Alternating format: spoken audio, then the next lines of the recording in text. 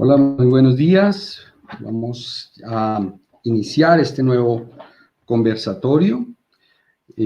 Hoy tenemos un invitado muy especial para hablar de estos temas de consulta previa y energías renovables.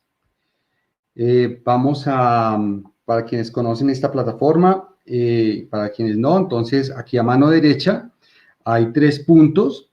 Si hacen clic van a tener acceso al chat. Entonces, para que ustedes durante el transcurso de la presentación hagan las preguntas que estimen pertinentes y podamos todos participar y hacer que sea bien fluida el evento. Entonces, hoy, como les contaba, tenemos un invitado muy especial y vamos a hablar de energías renovables y sobre todo de la consulta previa en estos proyectos tan importantes hoy en medio de una coyuntura que básicamente por las apuestas del país, pues estamos en un momento de apertura gradual nuevamente de la economía y pues hay evidentemente un conjunto muy importante de retos a los cuales nos vamos a tener que ver enfrentados para no solamente abrir la economía, sino desarrollar estos proyectos de energías sostenibles. Entonces, bueno, vamos a esperar aquí a la presencia de nuestro querido invitado. Un segundo, por favor. Acá tenemos nuestro asistente virtual. Entonces,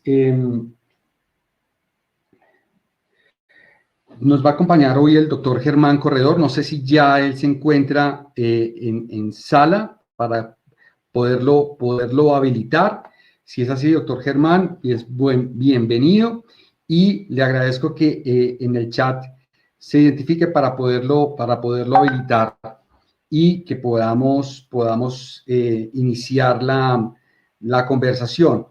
Mientras tanto, vamos a hacer ahora una breve presentación de la firma Geocontexto y mientras ya el doctor Germán ingresa a la sala.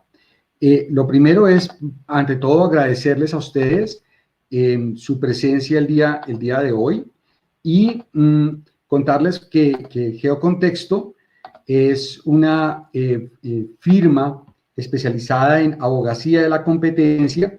Esto es en asesorar a las empresas desde todos los momentos previos a la presentación de la solicitud de determinación de procedencia de la consulta previa ante la Autoridad Nacional de Consulta Previa y durante todo ese trámite acompañar a las empresas durante todo el proceso de consulta e incluso en algunos casos hasta el cumplimiento de los compromisos y el acta ya de cierre o de cumplimiento definitivo.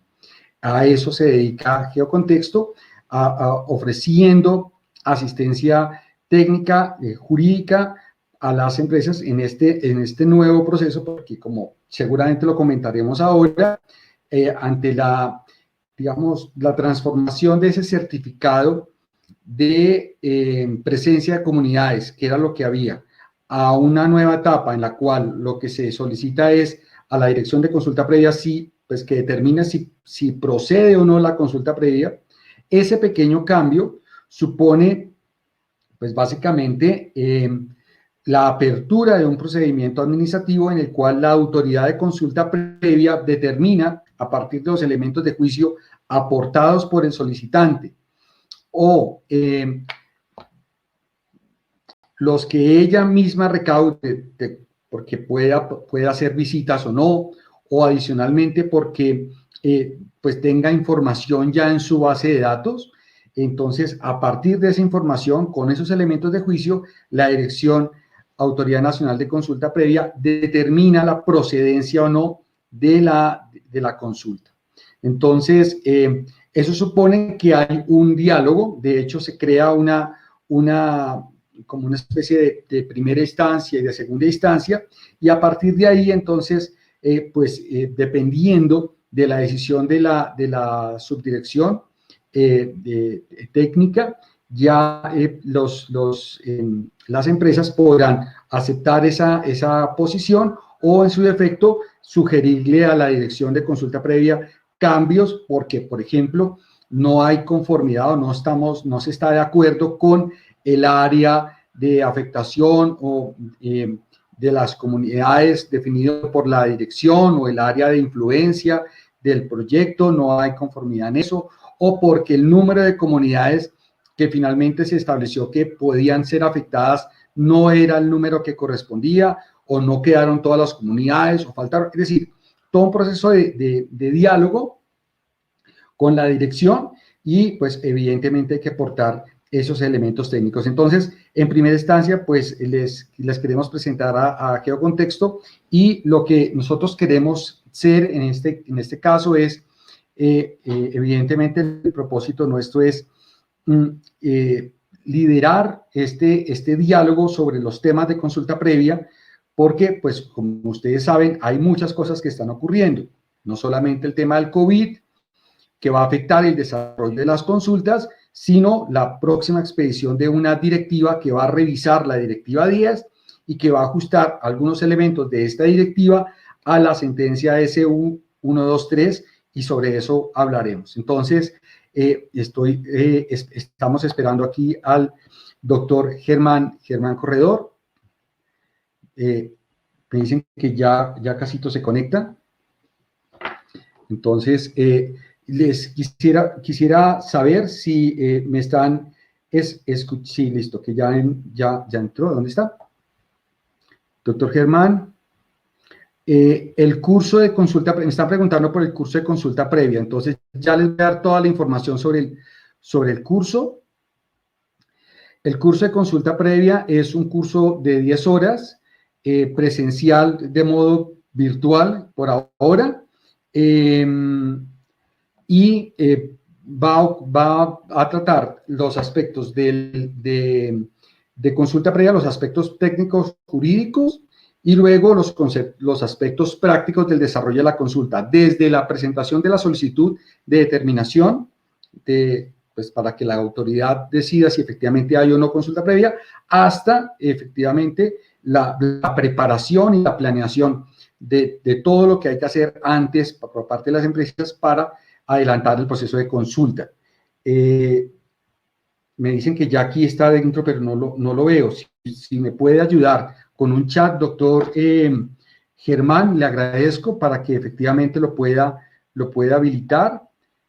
Ya lo vi, y aquí ya lo vamos a ver. Listo. Entonces, doctor Germán, a mano, a la parte de arriba, usted va a tener dos botones que son una camarita. Si le hace clic, la habilita, le va a aparecer en azul, y el micrófono también para que lo pueda hacer. Ya está habilitado, entonces, mientras el sistema carga, ya ingreso. Bueno, entonces, básicamente el curso entonces tiene 5 módulos. Los 2 módulos son jurídicos. Me han preguntado que si eso es exclusivamente para abogados. La respuesta es no. Digamos, parte de la especialidad de las personas que trabajamos en Geocontexto es poder hablar de esos temas jurídicos para personas que no son abogados. Y me preguntan que si vamos a tener aspectos internacionales, y la respuesta es sí. Vamos a hacer referencia a la jurisprudencia de la Corte Interamericana sobre las sentencias más relevantes y más importantes. Doctor Germán, ya veo que ya se acaba de ingresar. Lo único que está pendiente es de presionar los dos botoncitos para que lo podamos ver y lo podamos escuchar. Quería preguntarles a las 51 personas que nos acompañan, primero que todo, un agradecimiento muy especial a todos ustedes. Gracias por estar presentes hoy, viernes 22 de mayo de 2020. Y por otro lado, quería preguntarles si nos escuchan y ven perfectamente. Aquí en el chat lo leemos. Doctor Germán, bienvenido, un gusto conocerlo. Muchas gracias, muy amable. muy amables por la invitación y pues muy contento de poder conversar de un tema que es tan importante para el desarrollo de nuestro sector. Estoy a su Bueno, disposición, cuéntenme cómo procedemos, cómo conversamos sobre estos bueno, temas. pues nada, primero que todo muy emocionado de poderlo conocer, de poder compartir con usted el día de hoy.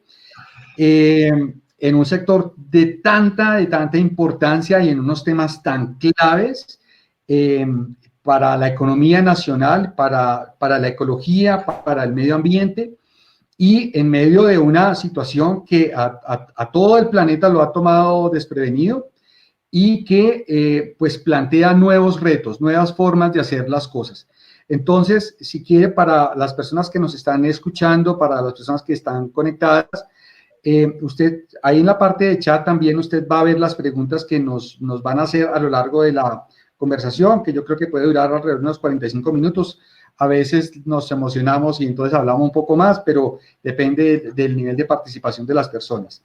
Pero inicialmente, si a usted le parece bien, nos gustaría como conocer cuál es el contexto del sector en este momento en Colombia, qué proyectos en este momento se están impulsando, cuál es el peso real del sector en la economía y cuáles son las expectativas, un poco el contexto de dónde estamos. Bueno, muchísimas gracias. Mira, pues yo soy en este momento el director ejecutivo de la Asociación de Energías Renovables de Colombia, de SER Colombia. SER Colombia nació hace relativamente poco tiempo, hace 4 años exactamente. Y lo que demuestra un poco el crecimiento de la asociación, que pasó de tener 19 afiliados al principio a tener hoy más de 70, es el interés que hay en muchos lugares, en muchas empresas dedicadas al desarrollo, ejecución, inversión en proyectos de energías renovables en el mundo, y están muy interesados en nuestro país. Por eso han llegado a Colombia, han abierto sus oficinas y están trabajando en el proceso de desarrollar proyectos. Entonces, el sector de energías renovables es un sector absolutamente nuevo. Evidentemente, nosotros en funcionamiento como proyectos ya generando energía con energías renovables, y aquí nos referimos básicamente a energía solar y eólica, que son las que han llegado, aunque energías renovables están también las pequeñas centrales hidroeléctricas, la biomasa, la geotermia. Sin embargo, en las empresas o el boom que hay en el mundo está más orientado hacia la eólica y la solar. Y tenemos muy pocos proyectos funcionando, en realidad, operando ya, que estén construidos y estén generando energía, porque en realidad la ley que abrió la posibilidad de desarrollar estos proyectos es reciente, es la ley 1715 de 2014, que definió unos incentivos tributarios muy claros para desarrollo de estas tecnologías, incentivos tanto en la exención del IVA, no pagan IVA los equipos ni los servicios destinados a estos proyectos, no se pagan aranceles por la importación de estos equipos cuando es necesario importarlos, y tampoco ahí hay un descuento en la renta muy importante, hasta el 50% del valor de la inversión. En la ley se establecía por 5 años, y eso fue ampliado en la ley del plan de desarrollo el año pasado a 15 años. Todos estos incentivos han hecho que se vuelva más atractiva la inversión y que evidentemente haya suscitado el interés de muchos inversionistas. Ahora bien, el proceso de desarrollo, ejecución de todos estos proyectos, pues no se da de la noche a la mañana.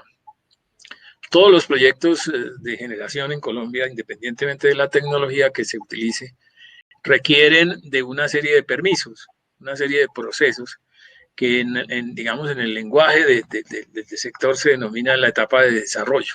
La etapa de desarrollo de los proyectos es la etapa en la cual pues se obtienen, se dimensiona el proyecto, se ubica el sitio donde se va a ejecutar, se hacen las negociaciones del arriendo, casi siempre arriendo de la tierra, en algunos casos compra de terrenos, se hace el proceso de los estudios eléctricos para poder conectar el proyecto, y este ya es un tema que tiene un costo importante, que es necesario hacerlo con toda la técnica, existe toda una normativa al respecto. Esto debe ser aprobado por la UME, es decir, dar un concepto favorable para la conexión del proyecto. Y adicionalmente, dependiendo del tamaño del proyecto, se requiere licenciamiento ambiental. En el caso de proyectos de más de 10 megavatios, se requiere licencia ambiental para los proyectos eólicos y solares. Proyectos de menos de 10 megavatios no requieren. Hace un año aproximadamente el gobierno decidió eliminar el diagnóstico ambiental de alternativas para los proyectos eólicos y solares, con lo cual pues se ahorra un paso importante. Esto en razón a que no tiene sentido porque los proyectos no tienen alternativas.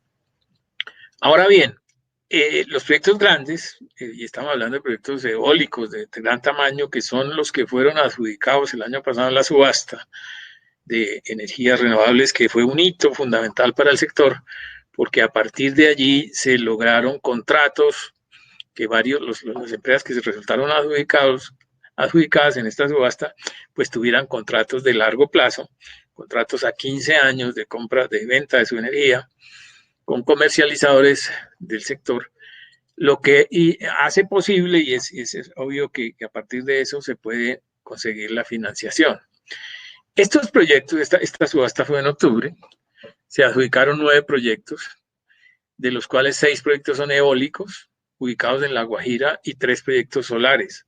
Un proyecto ubicado en Córdoba, otro en el Tolima y otro en Cartago, en el Valle. Todos estos proyectos, pues que son de tamaños importantes, pues requieren licenciamiento ambiental. En el caso de los proyectos de La Guajira, donde evidentemente es un territorio de población fundamentalmente indígena, donde obviamente la comunidad wayú es digamos, la propietaria, de, entre comillas, de estos terrenos, pues obviamente todo este proceso de licenciamiento ambiental requiere la consulta previa. Entonces ahí hay un elemento fundamental, por eso el tema de consultas previas para este sector es clave. Y no solo para los proyectos en sí mismos, pues en la parte de la generación de energía, sino que los proyectos requieren conexión a la red. Y las obras de conexión, también cuando son obras de más de 230.000 voltios, que en muchos casos son para estos proyectos, también requieren licenciamiento ambiental, y ahí sí el diagnóstico de alternativas. Y si la línea atraviesa territorios de minorías étnicas, pues también se requiere la consulta previa. Entonces, digamos, ¿en qué estamos? Para resumir, en el sector estamos en una etapa, digamos, de inicio, donde ya hay contratos, donde se han definido fechas de entrada de los proyectos. Estos contratos tienen obligaciones para entrar. Las de la subasta de largo plazo de octubre, la obligación es entrar el 1 de enero del 2022 y obviamente pues hay que cumplir esa obligación. Por otra parte, hay inversionistas ya que están tratando de conseguir, y lo han logrado algunos, contratos directos con comercializadores en la forma que se denomina PPAs, o sea, acuerdos de compra de energía, también a largo plazo. Ya se han hecho varios, y bajo esa modalidad se están construyendo algunos otros proyectos de menor tamaño, de 20, 30 megavatios, pero están en proceso de construcción. De suerte que el sector está despegando. Digamos, en el segmento de pequeña generación, de autogeneración y generación distribuida, que se llama así en la regulación, o sea, pequeños proyectos de menos de 5 megavatios, pues en eso sí hay varios proyectos ya funcionando, proyectos que han desarrollado algunas industrias, algunos centros comerciales, aeropuertos que han decidido construir o instalar paneles solares para, digamos, disminuir sus consumos propios, para mejorar las condiciones ambientales. En fin, hay diversas motivaciones, pero ya hay proyectos funcionando. En ese segmento sí hay proyectos funcionando. Obviamente, si uno suma esos proyectos pequeños, pues no es una gran capacidad con relación a todo la capacidad instalada del sistema eléctrico, pero de todos modos suma, ¿no? Suma y son importantes a nivel local y a nivel de cada propietario. Algunos colegios, universidades también han desarrollado proyectos de estos. Entonces, este sector es un sector de una dinámica enorme. Hay una gran cantidad de empresas trabajando, como les decía, en esta etapa de desarrollo algunas, haciendo todo el proceso ambiental, proceso de conexión, proceso inicial de permisos, etcétera. Hay otros inversionistas, otras empresas que están dedicadas o que su especialización es básicamente construir e instalar los proyectos, lo que se denominan EPCistas. Son empresas que tienen esa capacidad y que están también actuando en Colombia. Y obviamente están los grandes inversionistas y pequeños inversionistas que son los que están dispuestos a hacer la inversión, a hacer los proyectos y obviamente operarlos y participar en el mercado eléctrico colombiano. Entonces, tenemos en la asociación empresas en todo el segmento, también empresas proveedoras de tecnología, que es un tema muy importante.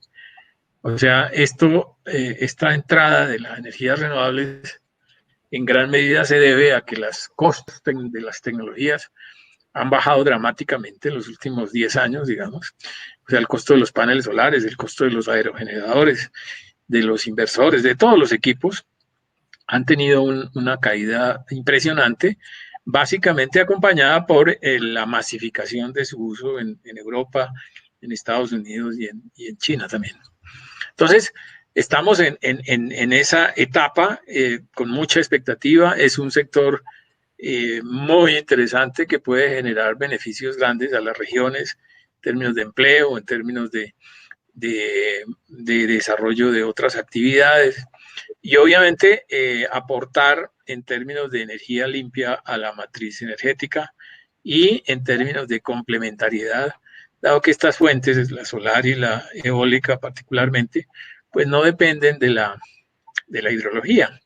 Al contrario, cuando hay épocas de hidrología más duras, más secas, pues tenemos más sol, posiblemente, es lo lógico, y posiblemente más viento. Entonces, eso las estadísticas lo muestran así. Por lo tanto, son complementarias a toda nuestra matriz que ya existe, que es fundamentalmente hidroeléctrica y térmica en un porcentaje.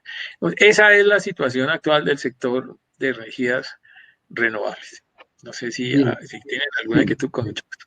Sí, claro. La primera es en estos 9 proyectos que son los más grandes, más o menos de qué inversión estamos hablando y de cuántos puestos de trabajo, por lo menos que es, entiendo yo, donde es más intensiva la mano de obra, que es al momento de la instalación. Mire, estamos hablando de los 9 proyectos, tienen más o menos cerca de 2.000 megavatios. Y la inversión aproximada en estos proyectos es del orden de $2.000 millones. O sea, estamos hablando de una inversión importante. Obviamente aquí se generan procesos de contratación de mano de obra en diferentes fases, pero en esta fase inicial, como bien lo dices, es muy importante. Es diferente para proyectos solares que para proyectos eólicos. Los proyectos eólicos, y en este caso los que están ubicados en La Guajira, que son 6 proyectos, 6 en esta subasta, pero también hay de la subasta anterior de cargo por confiabilidad. O sea, en realidad tenemos 9 proyectos en La Guajira, más uno que no fue adjudicado a la subasta, pero que también está en proceso de construcción o está iniciando construcción. Estos proyectos tienen diversas fases, decía yo. En la primera parte es fundamental todo el tema de logística de los proyectos, es decir, la traída de todos los equipos, desembarco de esos equipos en el puerto, transporte desde el puerto. Pues bueno, en el puerto hay que hacer un almacenaje, un bodegaje, mientras se hace todo el tema de aduanas y nacionalización de estos equipos, y después el transporte hacia el sitio donde está ubicado el proyecto, porque obviamente en la Guajira tenemos una situación muy particular, es que en realidad no hay sino 2 puertos. Está un puerto privado, se llama Puerto Brisa, puerto privado, pero con vocación pública, es decir, lo puede usar todo el mundo, es abierto a cualquier uso. Y el puerto, ese sí privado, pero con destinación exclusivamente al carbón, que es el puerto de Puerto Bolívar de Cerrejón. Entonces, tenemos esos dos puertos que se pueden usar desde el punto de vista técnico, más o menos, con algunas adecuaciones, ¿no? ¿Y esto por qué? Porque los equipos que tienen estos aerogeneradores, entendamos lo siguiente, los aerogeneradores se montan en unas torres que tienen aproximadamente 160, 180 metros de altura. Estamos hablando de la altura de un edificio de 60 pisos, ¿ya? Para que tengamos idea de lo que significa una torre de estas. Obviamente la torre no se trae armada, pero sí se trae en 5 o 6 partes. O sea, de todos modos, cada parte es una parte enorme. Adicionalmente, las aspas de la hélice, que son 3, cada torre tiene 3 aspas, una hélice de 3 aspas. Cada aspa tiene 80, 85 metros de longitud. Y esas sí vienen sin desarmar. Entonces necesita un camión que tenga esa longitud, que sea capaz de transportar una aspa de estas de 85 metros. La carretera tiene que ser, digamos, las curvas que hay en la carretera no pueden ser tan digamos, No tan puede pasar por la pronunciadas, línea. porque si no, no puede pasar el camión. Exactamente, la línea, pues claramente no podría pasar. La Guajira, afortunadamente, digamos, es un espacio más o menos abierto, no hay grandes montañas. Las carreteras son más o menos rectas, aunque hay unas curvas, una o dos nomás, afortunadamente, que son complicadas, que habrá que hacer algunos ajustes ahí en la carretera. Hay que atravesar los puentes, estos equipos son supremamente pesados, y entonces hay que ajustar y reforzar algunos puentes. En fin, todo este proceso es complejo para llegar ahí se necesita una mano de obra asociada con todo este tema de logística, pues los transportadores, los puertos, etcétera. Y en la obra misma, pues ya se necesita más gente. No sé, yo diría que para los 9, 10 proyectos estamos hablando de fácilmente unos 4 o 5 mil empleos en esta etapa, ¿no? En esta etapa. Sí. Ahí se necesitan electricistas, montadores, soldadores. Algunas actividades posiblemente no hay especialistas en Colombia, habrá que traer del extranjero porque hay labores muy, muy especializadas. Pero ahí va a haber una generación de empleo importante. Obviamente, una vez el proyecto termine, ya la operación y demás requiere mucho menos personal. En los proyectos solares, pues también se requiere bastante gente. Hay un proceso de limpieza del terreno, de aplanamiento, después la instalación de los paneles. Cuando estamos hablando de un proyecto de 100 megavatios, que más o menos son los tamaños de estos proyectos, estamos hablando de miles de paneles, miles. Sí. Porque un panel tiene 400 vatios de capacidad, es decir, para completar 1 megavatio o 1 kilovatio son 2,5 paneles, y 1000 kilovatios, o sea, 1 megavatio son 2500, y 100 pues son 25,000 paneles, fácilmente. Entonces estamos hablando de una cantidad enorme que requiere mano de obra, por supuesto, toda la parte eléctrica y demás también se requiere un personal especializado en algunos temas, sobre todo en la parte de ingeniería, de potencia, de electrónica de potencia y demás, pero son obras que se pueden hacer con personal colombiano. Entonces, obviamente vamos a generar empleo en forma importante en estas etapas. Y si se siguen haciendo proyectos, que es la idea, pues vamos a tener un empleo más o menos constante mientras se hagan proyectos. Esa es la situación. No sé si hice bien la cuenta, pero a mí 2.000 millones de dólares, alguno de los asistentes, si me puede colaborar, eso me da a mí casi 4 billones de pesos. De ese corte es la inversión. Sí, posiblemente pues multipliquemos 2.000 millones por casi 4.000 pesos que está el Casi dólar. 4.000 es la cuenta que acabo de hacer, y eso pues es una inversión muy, muy, muy importante a nivel de cualquier, de los proyectos más grandes en minería, por ejemplo, en el país, para dimensionar. O sea, no es una torrecita con unas aspas, sino realmente es una inversión muy, muy importante, y 5.000 puestos de trabajo, por lo menos en lo que usted me comenta, aquí en Guajira también es muy importante. ¿Y por qué lo planteo? Porque primero, el sector de energías renovables es un sector que va a dinamizar la economía de una forma muy importante y adicionalmente va a ser una fuente de empleo por lo menos en las zonas en donde van a funcionar inicialmente en estos proyectos, los 6 que usted me ha mencionado. En Guajira, pues efectivamente va a dinamizar la economía y va a generar una dinámica que por lo menos hasta hoy no es tan conocida en el departamento. Pero usted me estaba mencionando algo que a mí me llamó mucho la atención y es que efectivamente hay que obtener un conjunto de permisos para la construcción pues de toda la infraestructura que se requiere, pero también me llamó la atención digamos, lo intensa que puede ser en un momento determinado la afectación con el traslado de digamos, de las torres, de las aspas en las regiones. ¿Ustedes cómo lo han estudiado? ¿Cómo creen que efectivamente eso también va a requerir, por ejemplo, consulta previa? Bueno, ese es un tema que se está coordinando con muy buen apoyo por parte del gobierno nacional. La Vicepresidencia de la República ha creado una mesa de trabajo que se llama la Mesa Guajira, en donde se han ido discutiendo todos los detalles de todo este proceso.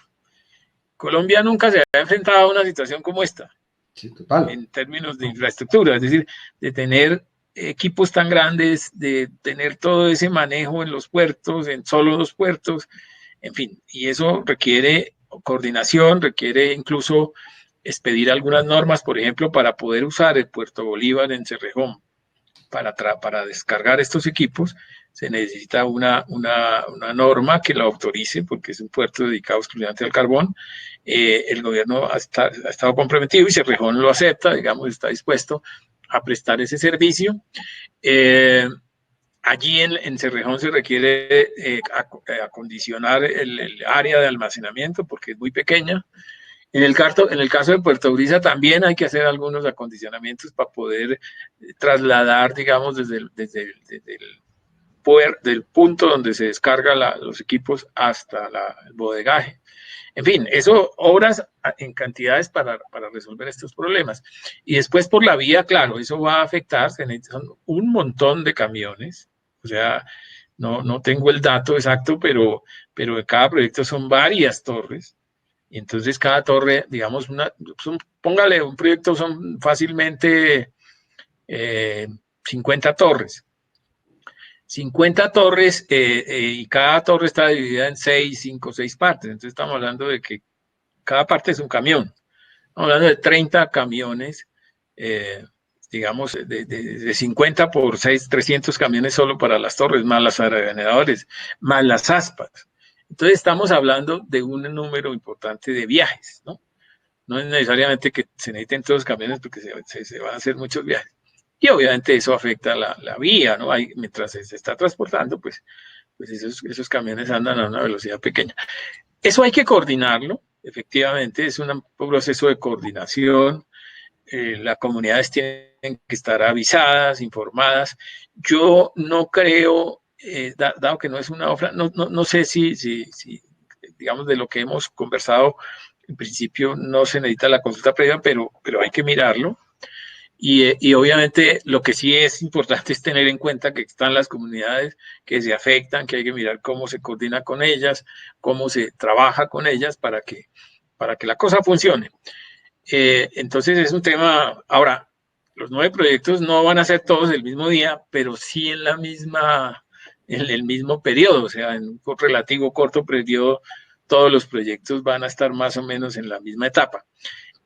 Afortunadamente los inversionistas están tratando de coordinarse para que esto se haga de una manera ordenada, digamos que digamos, hacer un cronograma para que no sean todos los proyectos al tiempo, en fin. Pero claro, ese es un tema complejo. Por eso hablo yo de la logística, porque es uno de los temas, los retos más importantes que se tienen para llegar a buen puerto en estos proyectos. Es lograr que los equipos estén en el sitio. Una vez en el sitio, ya el tema de montaje y todo eso, pues ya es más sencillo, es una obra civil, hacer las bases para montar la torre. Eso ya es, digamos, es un tema de ingeniería más conocido, pero la parte de logística tiene sus bemoles, como se dice coloquialmente. Le quiero hacer un par de preguntas más y luego comenzar a solucionar las inquietudes de algunas de las personas que nos están escribiendo. La primera es, usted me decía que la idea es que el 1 de enero de 2022 arranque la generación. Es decir, se cuenta con lo que queda de este año y el año entrante completo para hacer cuando se requiera, pues el proceso de consulta, pero no solamente eso, sino la construcción. También me referenciaba ahora que, digamos que el proceso de obras civiles, digamos que tiene su complejidad, pero no trasnocha tanto. Es decir, digamos, si se evacuara todo el tema de consulta previa, ¿de cuánto tiempo estamos hablando para la construcción de la obra, de las obras? Ya con las piezas en terreno. Ese sería un primer punto. Y el segundo punto, ¿cuánto se demoraría eventualmente la adecuación de las carreteras para poder llevar toda esta infraestructura, pues todo lo que se requiere a los lugares? Ese sería como el segundo. O sea, tiempos para llevar las cosas, tiempos para construir. Y la tercera, sí les va a dar el plazo, es decir, tenemos un colchoncito de tiempo para poderlo adelantar. Sí, los tiempos son ajustados y obviamente la emergencia nos pone en más aprietos, ¿no? Porque frena muchas actividades, por supuesto. A ver, mire, varios de los proyectos que se adjudicaron ya tienen licencia ambiental, es decir, ya pasaron por la etapa de consulta previa. Hay algunos que están en ese proceso. La parte que no ha hecho la consulta previa es la conexión, que no es responsabilidad en primera instancia de los dueños de los proyectos. Este es un proyecto que está haciendo el Grupo de Energía de Bogotá y que está en esa etapa. O sea, ellos están tratando de iniciar las consultas y se frenó un poco por esto, porque ya en este momento no hay consultas presenciales. Entonces toca esperar a que se dé la apertura a ese tema. Eso frenó un poco. Ahora, la subasta tuvo en cuenta esa situación y si bien el 1 de enero de 2022 deben empezar a entregar energía, en realidad los proyectos podrían entregar esa energía si no está lista la conexión, que es posible que no esté, a través de que ellos compren la energía a un tercero. Y en eso tienen un margencito de 2 años. O sea, hay 2 años porque el proceso puede alargarse. A los 2 años sí se les hace efectiva la garantía si no entran los proyectos.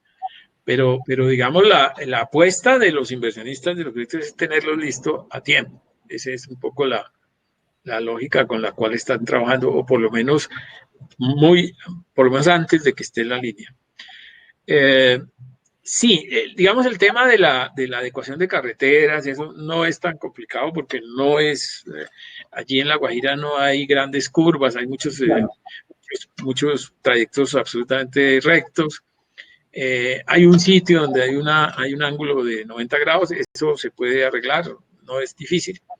Y creo que de los puentes hay uno complicado que también se puede hacer, eso es rápido, realmente esas obras no requieren mayor tiempo. La idea de estos inversionistas es que en diciembre o enero se empiece ya el proceso de importación de equipos y tener todo el año entrante para el resto. Yo creo, o sea, si todo funcionara perfectamente, lo alcanzan a hacer. Pero pues no es fácil, hay que estar en muchos temas, en muchos detalles, que coordinar con la gente. Con la gente hay que tener una cuidado especial con las comunidades, porque obviamente no pueden llegar a atropellarlas ni afectar su vida cotidiana, el transporte de ellos, el transporte de alimentos, en fin, todas las cosas que para los cuales necesitan sus carreteras no se pueden tampoco llegar a atropellarlos, ¿no? Entonces hay que coordinar con ellos. Esos procesos toca tenerlos todos perfectamente claros, porque si las comunidades se sienten atropelladas, pues pueden protestar y se puede enredar el tema, ¿no? Sí, en general, ¿cómo ha sido digamos, para entrar bien en materia sobre los asuntos de consulta, ¿cómo ha sido el proceso de relacionamiento con las comunidades? No solamente con las comunidades étnicas, sino en general con la población de La Guajira. ¿Esos proyectos se van a desarrollar en qué parte? Me imagino que en la parte de arriba, en la alta Guajira, pero adicionalmente, digamos, las personas que viven allí han acogido con cariño el proyecto, se han mostrado receptivas o ha habido alguna resistencia. Mira, hay de todo. Yo creo que en general los procesos se han llevado bien. Las empresas que ya hicieron consulta previa, pues lo lograron bien con un proceso largo. Hay que entender mucho a estas comunidades porque son etnias que tienen una cosmovisión distinta a la nuestra, ¿no? El enfoque de la vida y todo es diferente y hay que saberlo entender para poder conversar con ellos, ¿no? Pero bueno, yo creo que varias de las empresas lo lograron y salieron bien. Obviamente hay sectores que protestan, esto es normal en cualquier consulta previa, obviamente es un proceso casi de negociación, usted lo sabe.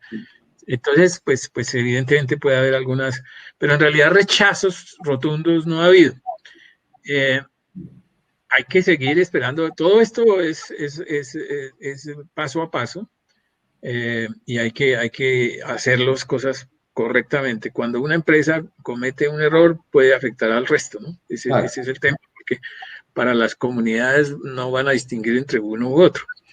Desde el punto de vista de la comunidad, digamos, de las autoridades, digamos, se ha contenido un respaldo. El gobernador ha considerado dentro de su programa de gobierno esta actividad como parte de su programa, entendiendo, él entiende, y lo hemos conversado, que la minería va en declinación por razones lógicas, y este es un espacio que puede hacer recuperar la economía del departamento. Entonces, el gobernador está muy atento, obviamente, siempre con la idea de que esto favorezca a la región, ¿no?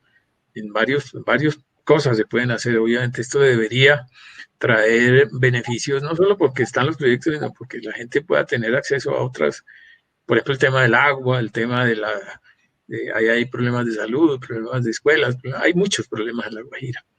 Y bueno, no es que los proyectos le van a solucionar, pero sí pueden ayudar y participar en la solución, ¿no? Sí, mencionaba que de pronto, digamos que si una empresa, lo voy a decir coloquialmente, si una empresa mete la pata puede terminar afectando a los demás. El gremio en general ha planteado algunos lineamientos, algunas directrices para, por ejemplo, adelantar el relacionamiento con las comunidades, en el tema de las consultas, un poco para tener como esa fortaleza como gremio de cara a las comunidades. Sí, no hemos hecho un manual porque pues, la responsabilidad es individual, pero sí hemos hecho la socialización de las buenas prácticas. Digamos, hemos transmitido cómo los proyectos que han logrado salir con su licencia de haber hecho todo este proceso, hemos socializado entre las empresas para que se tomen en cuenta estas buenas prácticas. Ahora, las empresas que están allí, todas son empresas que tienen experiencia en zonas complejas. Entonces, digamos, saben perfectamente que si no se trabaja con las comunidades, pues esto no funciona. Y no trabaja de buena manera, de la mano de las comunidades, obviamente atendiendo sus reclamos y atendiendo sus necesidades, entendiéndolas. Esto es clave para un proceso de desarrollo de estos proyectos. Y eso es en todo el mundo, pero obviamente aquí hay una particularidad y es que es una etnia distinta. La Wayuu no es igual ni siquiera a las comunidades indígenas del sur del país, por ejemplo, porque son otras características culturales, ¿no? Entonces, sí, claro. Entonces, pues eso lo saben. Y yo creo que todas entienden el tema, pero cometer errores a veces es sencillo también, ¿no? O sea, cualquiera incluso sin ser política de una empresa, cualquier funcionario puede cometer imprudencias, ¿no? como el señor de las TIC que dejó abierto el micrófono y dijo un par de barbaridades absurdas, ¿no? Entonces, esas cosas pueden pasar. Sí, eso pasa en todas las familias. Y la relación de las consultas previas colectivas, es decir, la posibilidad de unir a varias comunidades para hacer procesos de consulta previa conjunta, ¿cómo ha sido esa experiencia? ¿Qué ha sabido usted? Mire, el Ministerio de Minas en algún momento intentó proponer que se hiciera ese esquema, pero en realidad eso no es posible porque allí cada grupo, y la forma de organización de las comunidades no hace posible eso. Cada grupo tiene su propio interés, diferente al del otro incluso. Entonces hay que charlar con todos y negociar, hacer cada consulta con todo eso. Ya hoy en día es claro que hacer en forma colectiva no funciona. O sea, la experiencia de ustedes ha sido mala. No, se intentó, pero las mismas empresas que ya habían hecho su consulta fueron claras en que eso no funcionaba así. ¿Por qué? Porque han encontrado es que, digamos, el intento no llegó a la práctica. Bueno. Simplemente fue una propuesta. Pero obviamente cuando cuando se han hecho las consultas, se ha encontrado que cada grupo, cada ranchería prácticamente estas tiene sus propias necesidades, sus propios sentimientos sobre el tema y va a solicitar unas cosas, unos requieren una cosa, otros otra, y eso no se puede colectivizar, no es fácil. Ok, bueno, vamos a resolver algunas de las preguntas que nos hacen acá de comparto. Inicialmente preguntaron nos preguntan, bueno, que si se ha pensado en sugerir al gobierno la expedición de un decreto ley que permita reglamentar la ley 21 del 91. La ley 21 del 91 es la ley que regula el tema de la consulta previa. Actualmente la pregunta es, ahorita hay unos procesos, uno de ellos tiene que ver con la Directiva 10, la modificación de la Directiva 10. ¿El gremio ha pensado algo en relación con ese tema? ¿Los han llamado? ¿Han podido participar en la discusión? A ver, participar en la discusión en el sentido de conocer las propuestas del gobierno todavía no, pero sí estamos enterados, hemos conversado inclusive con el nuevo director de no sé si es autoridad o agencia, Sí, bueno, ahora ya es Autoridad Nacional. de la Autoridad Nacional de Consulta Previa, hemos conversado con él, hemos tenido una charla bastante larga, muy interesante, donde nos ha explicado en qué están. Evidentemente ellos están discutiendo la Directiva 10, la propuesta inicial que había le ven ciertos inconvenientes, consideran que no resuelve los problemas.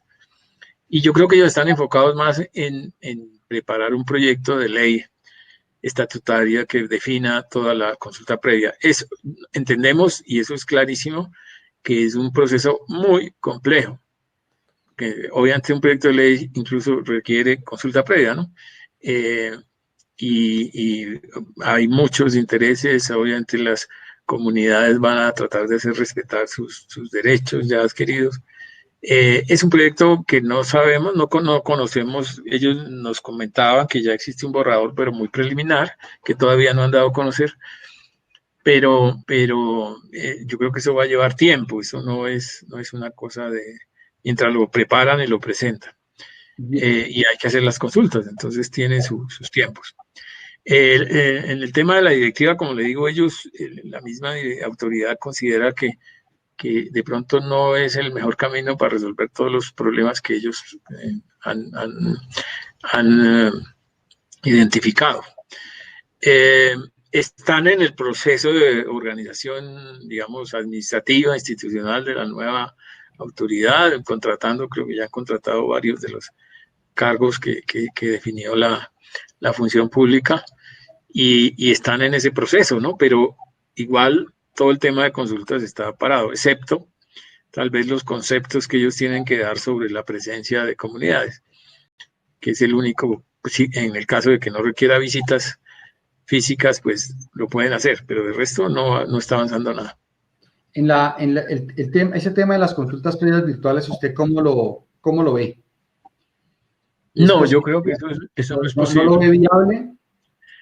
No, no, no, no, no, mire, mire, aquí uno tiene que tener cuidado supremo con las comunidades. Y obviamente en el momento, primero, nosotros no somos un país que tengamos una conectividad universal. La mayoría de estas comunidades no tienen acceso a Internet, no tienen acceso a una plataforma virtual.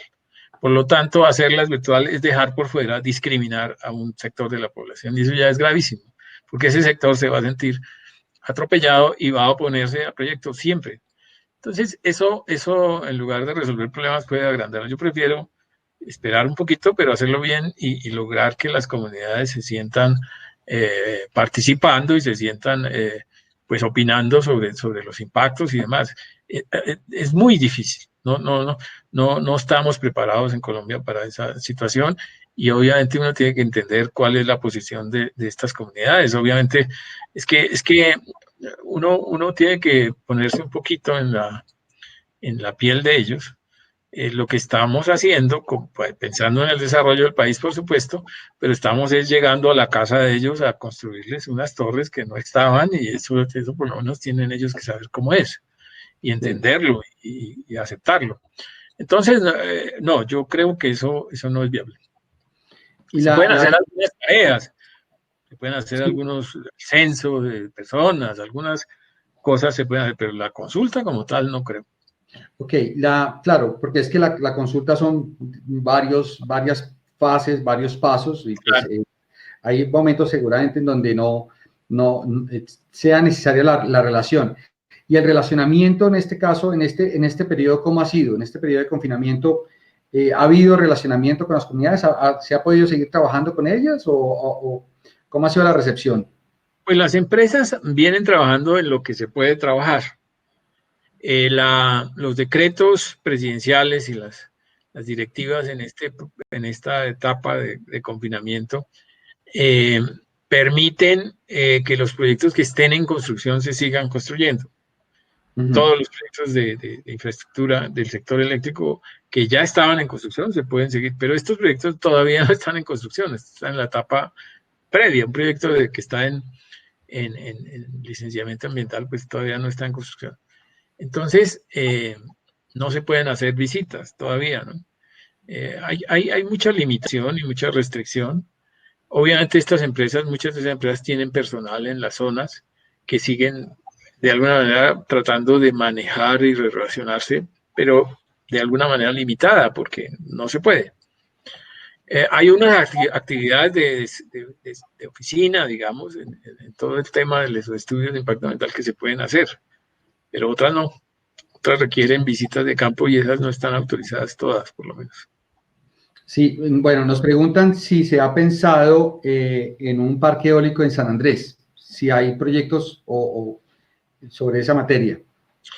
Yo le puedo contar la historia porque fui parte de ella. Por ahí hace unos, qué sé yo, 8 o 10 años, el gobierno le entregó el servicio como área exclusiva a una empresa privada, contrato de servicios públicos con área exclusiva. En San Andrés la generación es básicamente con plantas diésel. Tiene en esa época, no sé si habrá cambiado, eran unos 50, 55 megavatios instalados en plantas diésel. Eh, los costos de generación diésel son muy altos. Sí. Allá en San Andrés, pues hay que llevar el diésel desde el continente, el transporte es costoso. Eh, y entonces en ese contrato de servicio exclusivo se le había exigido a la empresa que fue pues, en el contrato que tenía que construir una parque eólico de 5 megavatios y debería construir una planta para usar los residuos de la basura y se podían producir como 1 megavatio más. Eso no alcanzaba para atender toda la isla, pero sí ayudaba a reducir el consumo de diésel. Desafortunadamente, el tema de la eólica no se logró la licencia ambiental. La corporación de San Andrés, que es Coral, se llama, no dio Coralina. la Coralina, no dio la licencia porque pues son problemas, ¿no? Es una isla muy delicada, con unos ecosistemas muy frágiles. La idea era hacer unos proyectos cerca al hoyo soplador. Había la posibilidad de hacerlo en tierra o en mar, pero finalmente no se logró la licencia, entonces los proyectos quedaron ahí. Eso se puede reiniciar o tratar de, de reactivar, teniendo en cuenta que hoy en día, en esa época, la capacidad de cada aerogenerador era por ahí de 1 megavatio, es decir, para hacer 5 megavatios eran 5 torres. Hoy en día se puede con una sola torre, ¿no? Porque ya hay esa capacidad. Y se podría volver a pensar, pero no se ha hecho que yo sepa. Y lo de la planta de basuras, que creo que incluso la construyeron después, el dueño del basurero no es el Ministerio de Minas, sino el municipio, ¿no? Entonces él no dio la autorización. Entonces ninguna de las dos opciones ha funcionado en la práctica. Por lo tanto, pues claro que se puede porque hay vientos en la isla. Es decir, desde el punto de vista técnico hay posibilidades, Ok. pero el tema ambiental allá es complejo. Bueno, nos preguntan también si, aparte de los dos puertos que usted mencionó, de Puerto Brisa y el Puerto Bolívar, hay otros puertos que también estén en este proceso de adjudicación logística, por una parte, y por el otro, para hablar también de los otros proyectos, bueno, ¿cómo sería esa logística para llevar todo las torres y las aspas al Tolima, a Córdoba y a los otros lugares que mencionó? Sí, mire, digamos, proyectos que se analizaron que podrían ser utilizados, además de estos dos, estaba el puerto de Santa Marta. Pero el puerto de Santa Marta tiene el problema que para poder salir hacia la vía, hacia La Guajira, hay que atravesar por parte de la ciudad. Y eso hacía muy complicado el transporte. Además de que es más lejano. Sí. Entonces, finalmente, los dos puertos ya definitivamente después de que todos estos operadores logísticos, que son empresas especializadas, analizaron el tema, llegaron a la conclusión que los que se pueden usar son estos dos. Hay unos puertos que no tienen toda la infraestructura, que son sitios donde se puede descargar, pero no tienen los espacios ni las condiciones para descargar estos equipos. Es suerte que finalmente esos son los dos que se pueden utilizar. Okay. Respecto a lo que me preguntas, bueno, los otros proyectos que son en Córdoba, Tolima y Valle son solares. Entonces Ok. allí no hay que transportar estos equipos tan grandes. Allí se transportan paneles que los paneles son modulares, absolutamente. Un panel sí es Sí, una eso cosa no tendría que misterio no en principio. tiene ningún problema. Entonces allí no hay ese problema de transporte, no. Ok, esos proyectos también los que son ya adentro, también la idea es que arranquen a más tardar el 1 de enero de 2022. Sí, tienen la misma cronograma. Claro, Ok, ese es el compromiso de todos esos proyectos. Ahora, los proyectos eólicos en el interior, no hay previsto, se han hecho estudios de vientos, de posibilidades, de potenciales, digamos, en algunas zonas específicas de Boyacá, en la zona cercana a Villa de Leyva, y tal vez en los llanos y demás. Sí se han hecho, pero igual ahí ya cuando se va al análisis detallado, el tema del transporte y la logística de transporte se vuelve una barrera bastante compleja de superar. bien. Nos preguntan acá también si se ha planteado la posibilidad de ejecutar proyectos eólicos offshore, como está ocurriendo en Brasil. Bueno, en Europa ya hay varios proyectos offshore. En Europa, los mecanismos para incentivar el desarrollo de estos proyectos son mecanismos de subsidios en términos claros sobre las tarifas. Es decir, a estos proyectos les pagan la tarifa del mercado más un plus para hacerlos rentables. Aquí en Colombia no existe, ¿no? Ni se ha pensado, yo creo que esto.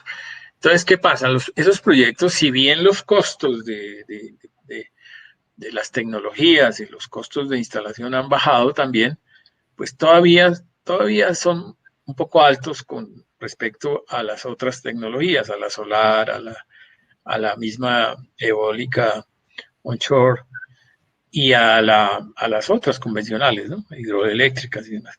Entonces, por ahora, yo diría, por ahora en los próximos 2, 3 años es difícil, pero en poco tiempo, en 5 o 6 años, seguramente van a competir, porque este tema de la tecnología avanza de una manera impresionante.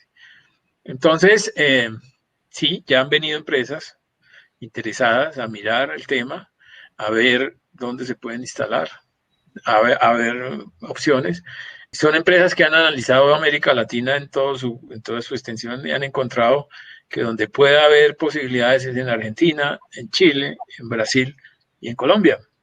Entonces Colombia es una posibilidad. Ahora, ¿en Colombia dónde? En Colombia básicamente en la zona de la costa atlántica, frente al Magdalena, al departamento del Magdalena y del Atlántico, y algo frente a La Guajira. Son como las 3 áreas, por lo menos en los mapas internacionales que hay sobre vientos, que se muestran más atractivas. Frente al departamento del Atlántico, por ejemplo, frente a Barranquilla sería espectacular, porque es conectarse uno a una zona industrial ahí nomás, ¿no? Sería muy interesante. Lo han visto, ya empresas han venido, han visto, pero yo creo que eso se va a demorar un poco más. Ok. Bueno, ya para ir cerrando, ¿cómo ve los retos en general pues, que tiene el gremio y el sector con estos temas de consulta previa? Es decir, se requiere un trabajo, o sea, ¿qué es lo que ha hecho que hasta el momento, por lo que usted me cuenta, ha sido exitoso el proceso? ¿Qué es lo que ha generado el éxito de las consultas que suelen ser muy tormentosas en otros sectores? ¿Tiene que ver de pronto con el alistamiento, con el trabajo previo con las comunidades? O sea, ¿cuál es el factor de éxito que tiene el sector en relación con este tema? Yo creo que se tiene que ver con el trabajo previo, con el entendimiento de que hay que trabajar mucho la cosmovisión de ellos, hay que involucrar a la gente de la región, incluso a personal indígena que pueda ayudar, que tenga capacitación, y ahí lo hay. En fin, yo creo que eso se ha entendido y ha ayudado a que, como le digo, en eso no podemos cantar victoria porque faltan todavía consultas, ¿no? Y falta una muy importante que son 200 y tantas consultas que tiene que hacer el Grupo de Energía de Bogotá para construir la línea de transmisión. Y ese es un cuello de botella importante porque ahí no es una o 2 consultas, sino muchas. Entonces, todavía no podemos decir que todo se ha culminado el proceso, pero lo que se ha hecho bien y así ha funcionado. ¿Qué retos hay, hombre? Los principales retos es que se pueda reactivar esto rápidamente, digamos, obviamente con todos los protocolos y el tema de la salud por encima, pero mientras eso no ocurra, pues evidentemente ahí estamos parados. Obviamente hay que trabajar mucho en la socialización, los beneficios. El hecho de que sean energías limpias, energías renovables, pues ayuda a que la gente lo vea con mejores ojos.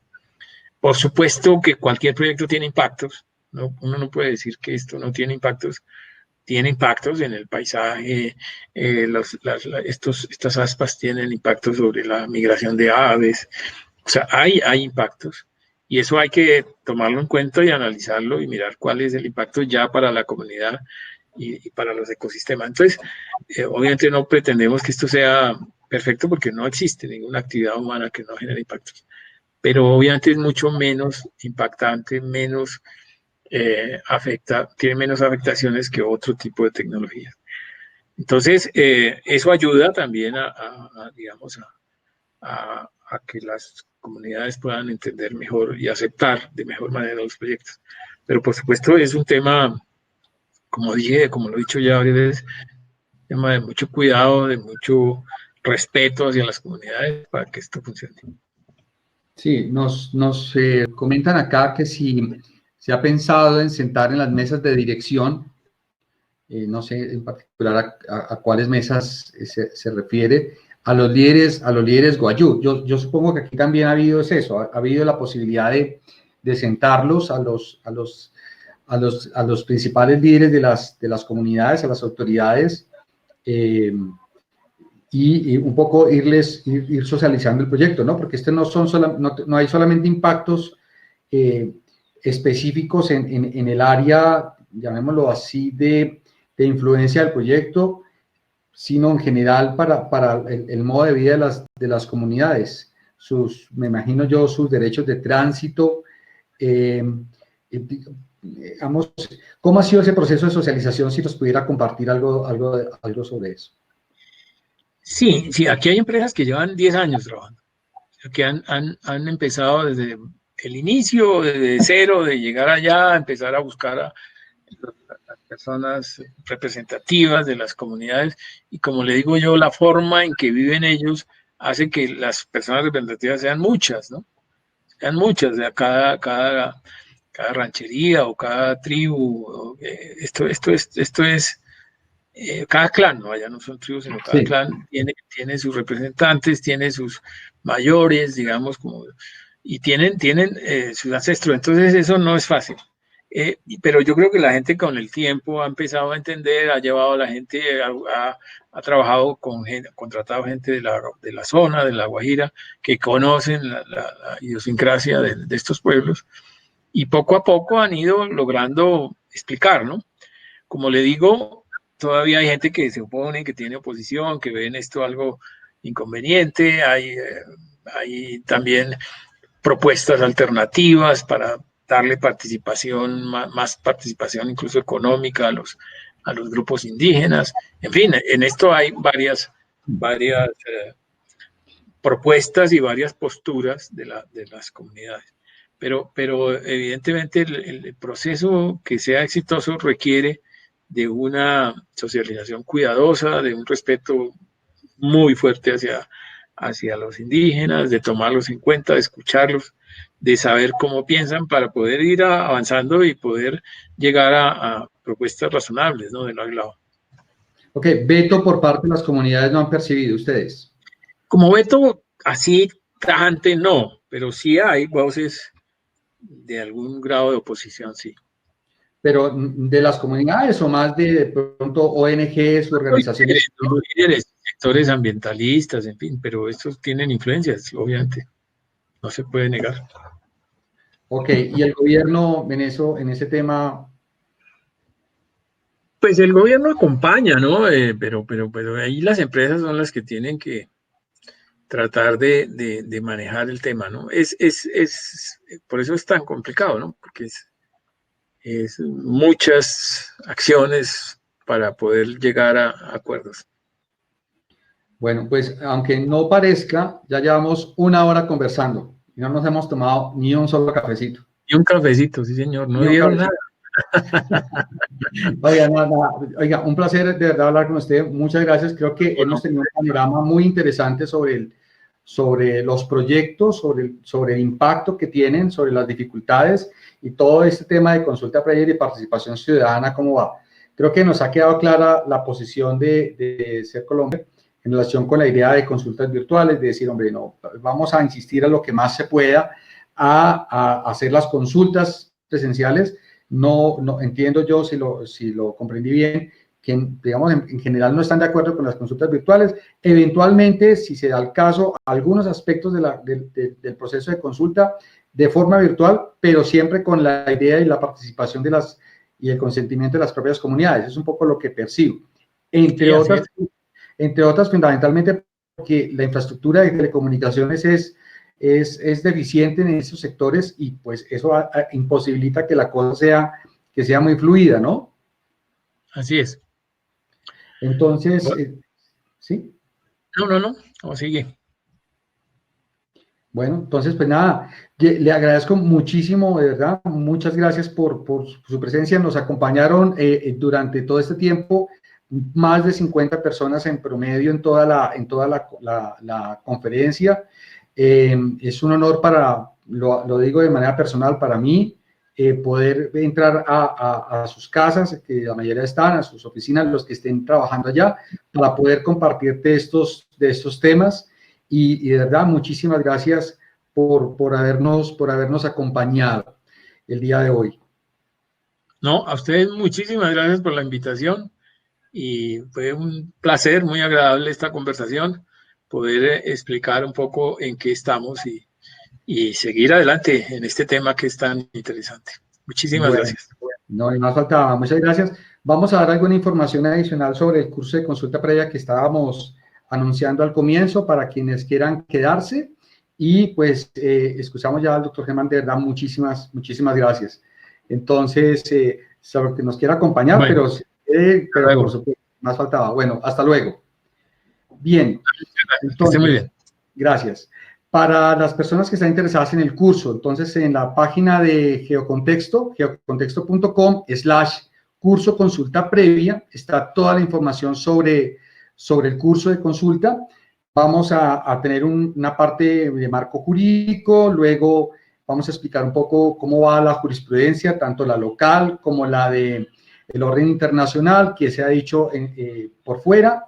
Después vamos a mostrar cómo se hacen las solicitudes ante la autoridad de consulta previa para que determinen no solamente el área de influencia o defina el área de influencia, el área de afectación, todos esos dos conceptos que vamos también a trabajar, sino cuáles son las comunidades que resultan afectadas, todos los conceptos de afectación directa, cómo funciona eso. Luego, evidentemente, todos los temas de gestión social, de alistamiento, de cómo se prepara una consulta previa y cómo se adelantan todos esos temas de lo que hoy se conoce como licenciamiento social, cómo es ese proceso de relacionamiento. Entonces, como ven, es un curso que va de la teoría a la práctica, es un curso que está diseñado para no abogados, también, es decir, para personas que efectivamente podamos, para que todo el mundo lo pueda entender, para los grupos que trabajan en las empresas que están desarrollando estos ítems. Obviamente el enfoque nuestro es un enfoque de gestión de los intereses privados, es decir, desde la perspectiva de las empresas, cómo poder adelantar procesos de consulta previa más exitosos y obviamente que tengan un impacto en desarrollo en las propias comunidades. Entonces, quienes estén interesados pueden ir al link que les acabamos de dejar ahí también en el chat y pues inscribirse. Arrancamos el 2 de junio, van a ser 5 sesiones, lunes, miércoles y viernes, y la siguiente semana, martes y jueves, para que no sea todos los días, sino que podamos ajustarnos, y va a ser de 4 a 6 de la tarde. Vamos a entregar algunos materiales adicionales para que ustedes los puedan divulgar y difundir en sus organizaciones y puedan también socializarlo. Entonces, espero que haya quedado claro. Muchísimas gracias, de verdad. Me honra profundamente poder entrar a sus hogares y poder compartir esos temas de consulta previa que son importantes en el desarrollo del país y en nuestros propios trabajos. Entonces, muchísimas gracias. Si hay preguntas, quedo atento a resolverlas. Aquí miro el chat.